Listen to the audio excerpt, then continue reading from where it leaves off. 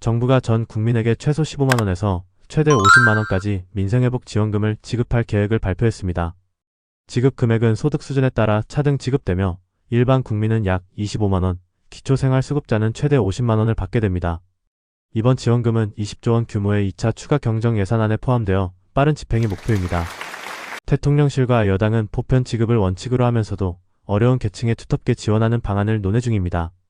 민생회복을 위한 이번 지원금은 국민 모두에게 큰 도움이 될 것으로 기대됩니다.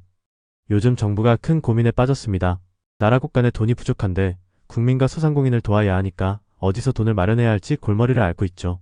세금이 들어오는 양은 줄어들고 정부 빚은 점점 더 늘고 있어요.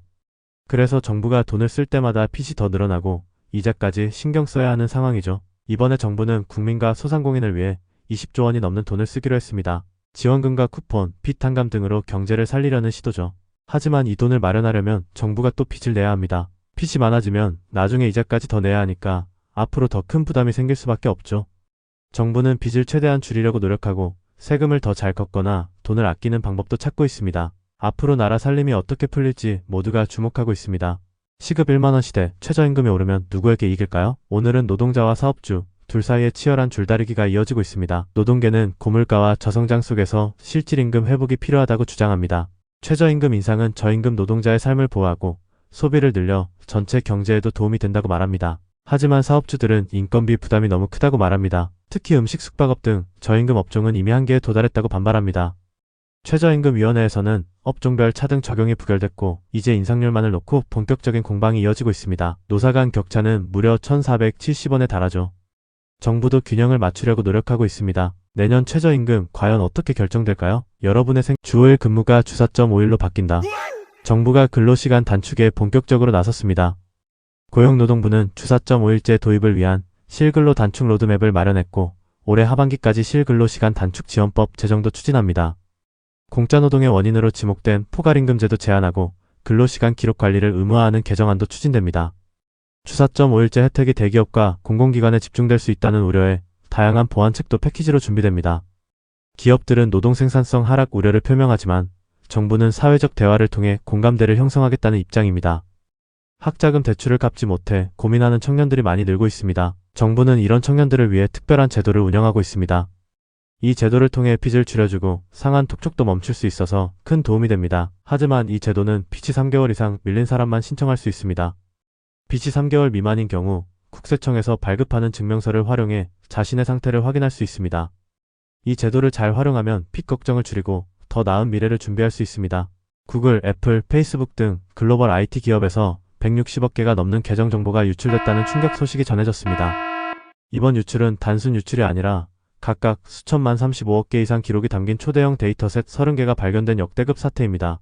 소셜미디어, VPN, 개발자, 포털, 주요 공급업체 등 상상할 수 있는 거의 모든 온라인 서비스가 피해를 입었습니다. 유출된 정보는 피싱, 계정 탈취 등 악용될 수 있습니다. 전문가들은 이번 사건은 대규모 악용을 위한 밑그림이라며 비밀번호 즉시 변경과 안전관리 서비스, 패스앱 사용을 강력히 권고하고 있습니다. 이제 바로 비밀번호를 바꾸고 2단계 인증 등 보안 강화에 힘써야 합니다. 민감한 데이터가 얼마나 쉽게 노출될 수 있는지 다시 한번 일깨우는 사건입니다. 21일 오후 6시 49분 인천공항을 출발해 일본 도쿄로 향하던 아시아나항공 여객기 갑작스러운 엔진 이상으로 긴박한 상황에 빠집니다. 이륙 직후 엔진에서 펑 소리와 함께 불꽃이 튀고 검은 연기가 계속 나오며 비행기가 좌측으로 기울었습니다. 기내에서는 안내방송이 울리고 승객들은 당황하지만 침착하게 상황을 지켰습니다. 여객기는 안전 절차에 따라 1시간 만에 인천공항으로 회항. 263명 승객 모두 무사히 착륙했고 다행히 다친 사람은 없었습니다. 아시아나항공은 엔진 이상과 조류 충돌 가능성을 조사 중. 승객들은 라운지에서 휴식하며 새벽 대체편으로 출발합니다. 6월 19일부터 서울을 포함한 중부지방의 본격적인 장마가 시작됩니다.